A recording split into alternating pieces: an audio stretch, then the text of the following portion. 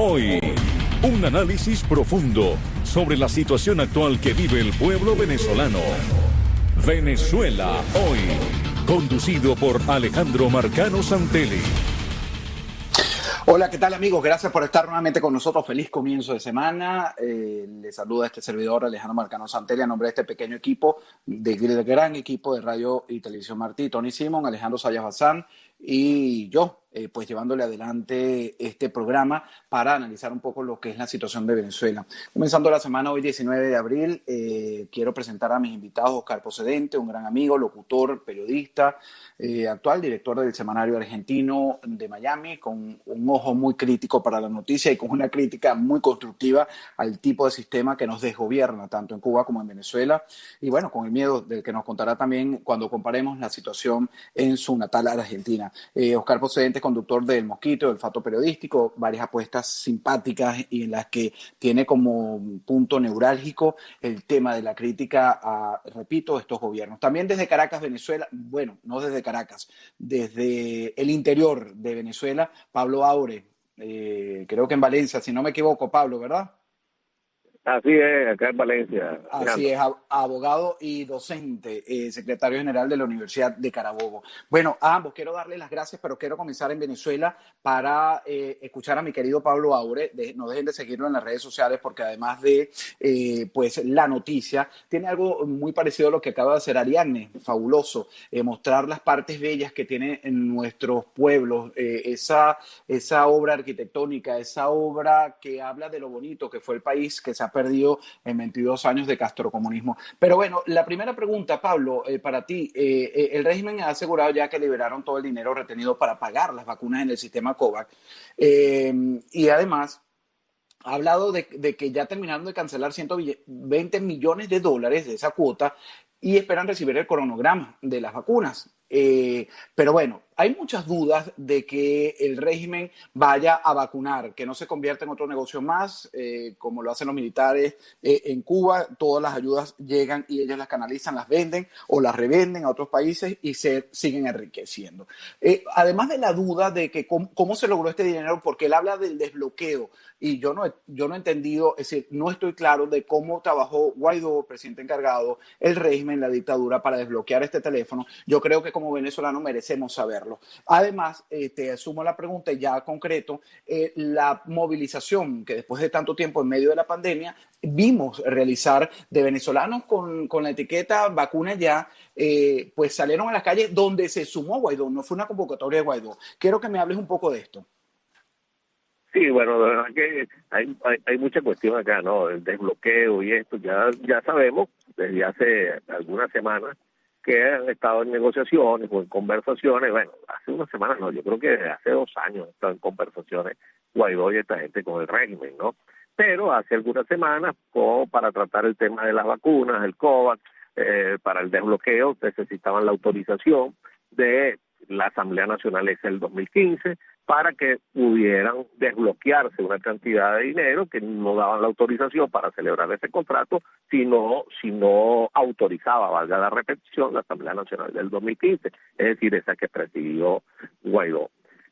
Bueno, lo de las dudas, yo no tengo ninguna duda, eso va a ser un gran negocio, Alejandro, amigo que nos están escuchando, porque no hay por qué cambiar las cosas de lo que han venido haciendo desde hace 22 años. Desde luego, si llegarán algunas vacunas, se vacunará bastante gente, no la necesaria, no la suficiente, o no toda la población, y seguiremos padeciendo todo lo que estamos padeciendo aquí en el país, no solamente por el problema del COVID, sino por toda la situación alarmante, la crisis económica, la desesperanza reinante en el país. Esto algo es trágico, ¿no?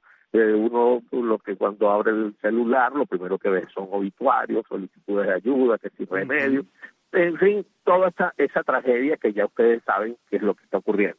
Lo de la convocatoria a la marcha este 17 de abril, encabezada por Guaidó, de verdad que esto me parece una burla, o sea, no sé de verdad con qué calificativo darle, Alejandro y amigos que nos están escuchando. ¿Cómo es posible un señor que supuestamente es el interino, que es el presidente interino hasta que existan elecciones o cese la usurpación, como Carrizo, va a convocar una marcha para pedir vacunas, ¿a quién le está pidiendo las vacunas? La primera pregunta, lo que hay que hacer, ¿a quién? A la comunidad internacional no, le está pidiendo las vacunas al mismo tipo que él dice que es el usurpador, o sea, al criminal, Claro. a ese conglomerado criminal le está pidiendo las vacunas, o sea, es como un contrasentido. Ya, si esto no fuese tan trágico lo que estemos viviendo aquí no sé, daría risa, pero esto no es motivo de risa, esto es motivo de verdad de preocupación, y yo no sé hasta cuándo la gente va, porque vamos a estar claros, Alejandro, sigue cada vez menos, pero sigue habiendo personas que creen que un muchacho que lo está haciendo bien, que tiene buena voluntad. Mentira, aquí no hay buena voluntad de nada, no hay buena voluntad. No, Cuando tuvo la oportunidad no lo hizo.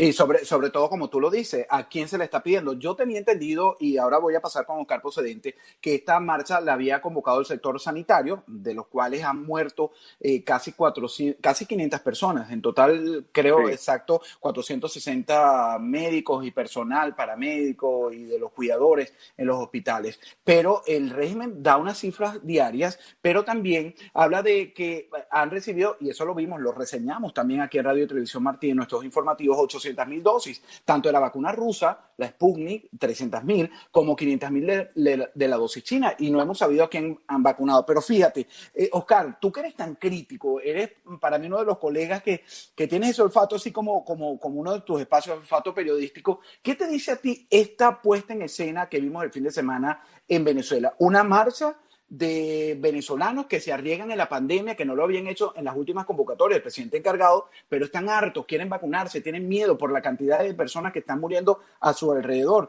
pero encabezada por el presidente encargado Juan Guaidó, pidiéndole al régimen que les dé vacuna. Clary, buenos días, Alejandro, buenos días al colega. Lo decía recién muy clarito, ¿no?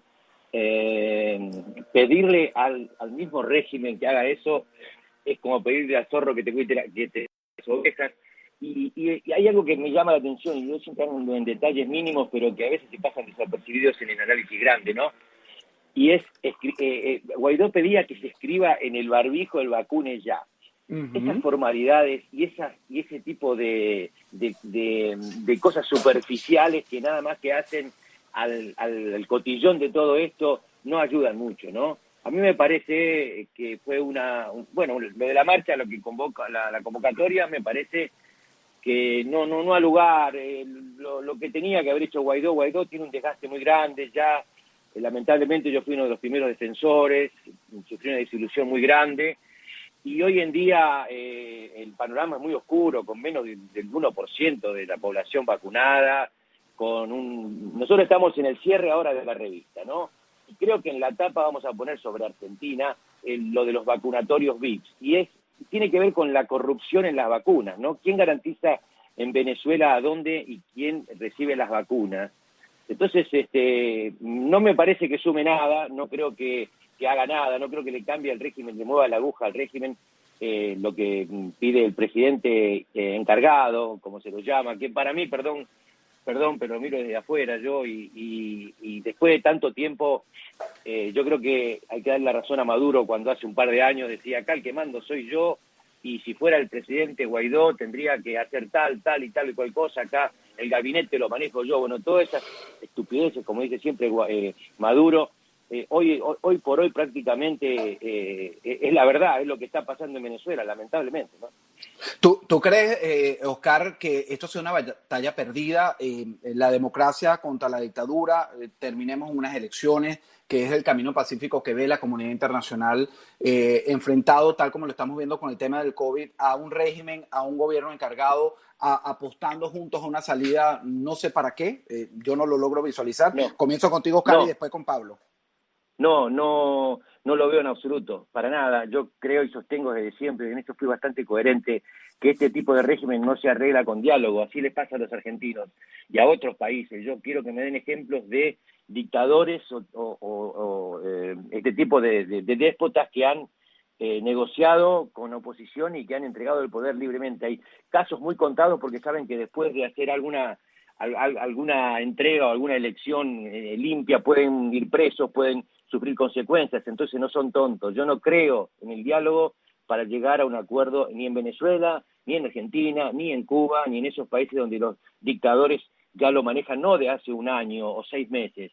como pasa en Europa, tal vez, lo que pasó hace muy poco, pero sí en estos países ya llevan 20 años, 40 años, 60 años. ¿Qué diálogo se puede tener? Es una cargada. En Cuba también 7 años hace que yo pensé que podía empezar una transición. No, murió Castro, no pasó nada. Ahora Raúl Castro ya no está más y no va a pasar nada. Estos regímenes no se arreglan con diálogo.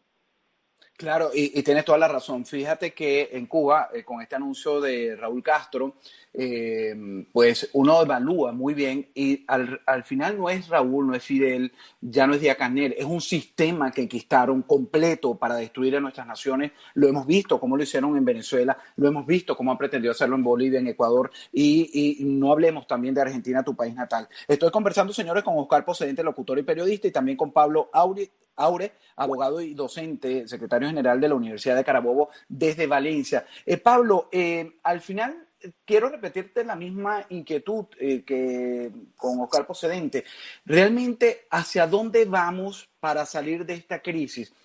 Yo sé que conozco de memoria la respuesta porque yo creo que sentimos igual, pero ¿saldrá algo bueno de esa salida pacífica? ¿Habrá algo de bueno, aunque no creamos la mayoría en que con un régimen no se puede sentar porque el régimen es traicionero, nos lo ha demostrado y no le importa ni siquiera la vida del ser humano, menos respetar unos resultados y ellos seguir perpetuados en el poder? ¿Qué dices?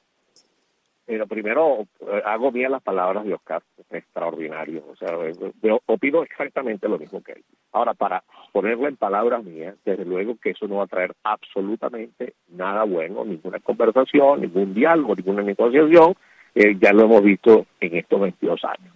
El desenlace acá no va a ser electoral. Algunos dicen, no, la salida va a ser constitucional. Yo estoy claro que va a salir constitucional, pero electoral no quiere decir que sea constitucional, no va a ser convencional. Y en algún momento habrá salida, por supuesto que habrá salida, no sé en qué momento, pero va a salir cuando acá el hemisferio, esta parte del hemisferio, nuestros vecinos entiendan que si no estirpan el cáncer de lo que significa el socialismo del siglo XXI, que no es más que un pranato aquí en Venezuela, que es un satélite de donde han quitado en Argentina, en Nicaragua, en Cuba y en otros países, mientras no se estirpe este foco de financiamiento o este santuario para todas las bandas terroristas, criminales, traficantes, no va a existir paz en esta parte del hemisferio. Por lo pronto, ellos están preocupados por echarle agua, tratar de apagar las candelitas que tienen en sus países, pero tarde o temprano no es que nos van a venir a salvar a nosotros, ojo, van a salvarse el continente, van a salvar la estabilidad. Miren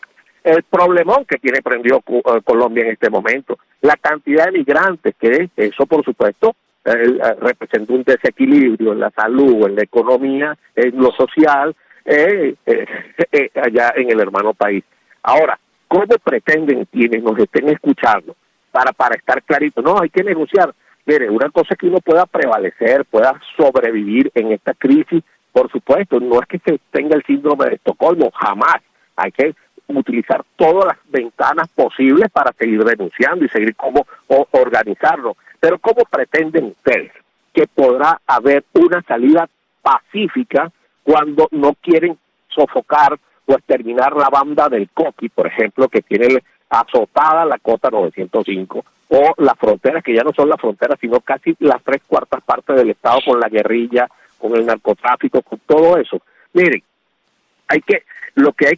yo no entiendo cómo hay gente que dice, no, esto sale electoralmente. ¿Ustedes creen que un pranato se somete a la consideración del escrutinio popular? Y si la respuesta es la que todos sabemos, el PRAN, el bandido, el narcotraficante, el asesino, va a abandonar el poder.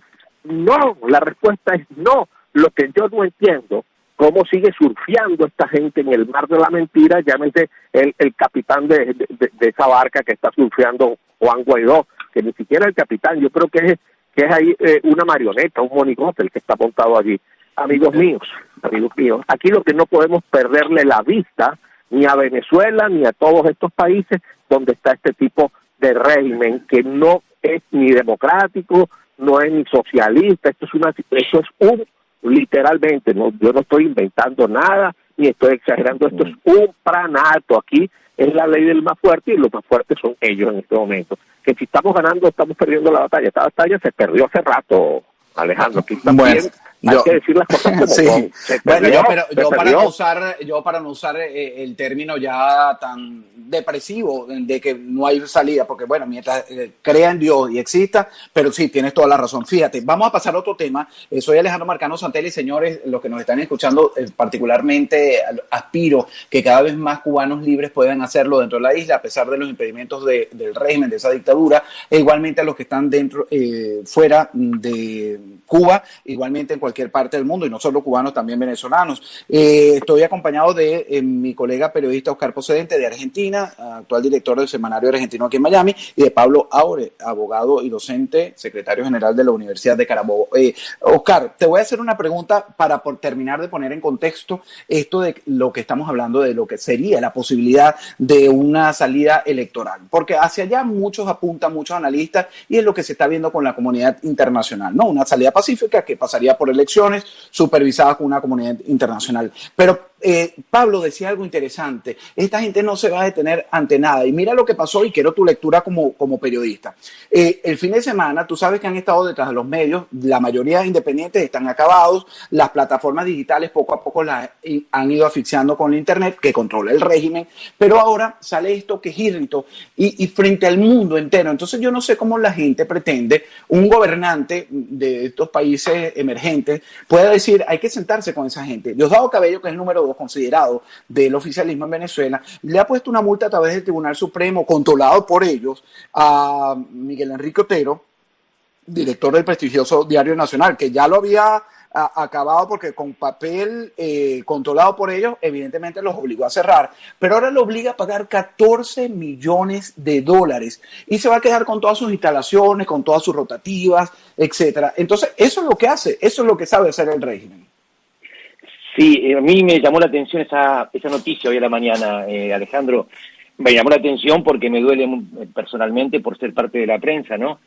Pero, a ver, este tipo de avasallamiento que ya viene hace rato, no hay forma de pararlo. Mejor dicho, si yo te digo la forma que hay de pararlo, estaría haciendo apología de la violencia y no quiero tener ninguna demanda contra mí, ni mucho menos estimular a la violencia, ¿no? Pero yo lo miro con mucha similitud con Argentina, y cuando alguien ya abusa demasiado hay una sola forma de pararlo. Cuando alguien ya cree que puede hacer todo lo que puede hacer en su país, pasando arriba de la ley, manejando la vida y la muerte de las personas a través de, por ejemplo, esta pandemia y las administraciones de vacunas y demás, no hay mucha salida. Lo que pasa es que es muy costoso decirlo, o sea, uno pagaría el costo muy alto. Pensar en las revoluciones que hubo en el mundo en los últimos 2 siglos, las revoluciones básicamente de izquierda fueron las revoluciones, ¿no? ¿Cómo fueron? ¿Fueron pacíficas o fueron violentas? ¿Quedaron personas muertas en el camino o no quedaron dirigentes muertos en el camino? Bueno, lamentablemente yo veo esa salida. No quiero que sea esa salida, no estoy diciendo que tienen que hacer esa salida, pero no veo otra alternativa, Alejandro, perdóname, pero yo no puedo ser tan optimista como sos vos en ese sentido, porque este tipo de regímenes van contra todo, porque no es un régimen político donde hay una ideología que tal vez hace 40, 50 años los gobiernos tenían sus ideologías y eran respetables y se debatían. En este caso son bandas de narcotraficantes mezclados asociados con los corruptos políticos. Entonces ya no hay ideología, puede ser de derecha, de izquierda, de centro, ya no les importa nada, no están haciendo las cosas por el pueblo como nacieron las ideologías, para bienestar del pueblo. Entonces, en este caso, yo no creo, lamentablemente, y repito una y otra vez, estas salidas de otra manera, no hay forma de salir por elecciones. Yo no lo veo así. Lamentablemente, de afuera es fácil decirlo. Un cubano que está en la isla me dirá, oye tú, qué fácil, y acá estamos todos vigilados, no podemos hacer nada. Es verdad, eso lo entiendo, pero tampoco por eso no voy a decir, no, quédense tranquilos que en algún momento van a haber elecciones como pide el ámbito internacional. No, para mí, por lo menos en el futuro inmediato, porque van naciendo personas y van naciendo seres humanos dentro del régimen, dentro de los regímenes. Entonces esas personas que nacen no ven otra forma. Y gracias a las redes, gracias a la globalización, pueden mejorar el pensamiento, pero falta muchísimo todavía. Para mí, eso es así. Ahora, Pablo, el régimen con esta acción, el régimen de Maduro, ¿le dio un golpe definitivo a la libertad de prensa tan golpeada en Venezuela? yo no sé por qué nosotros seguimos diciendo que si le dio un golpe definitivo. Vienen dándole golpes de hace rato. O sea, golpe, golpe, golpe. Aquí la libertad de prensa se acabó hace tiempo. Lo que pasa es que hay gente que resiste. Bueno, de aquí yo creo que el último bastión que pudo haber quedado es el Nacional.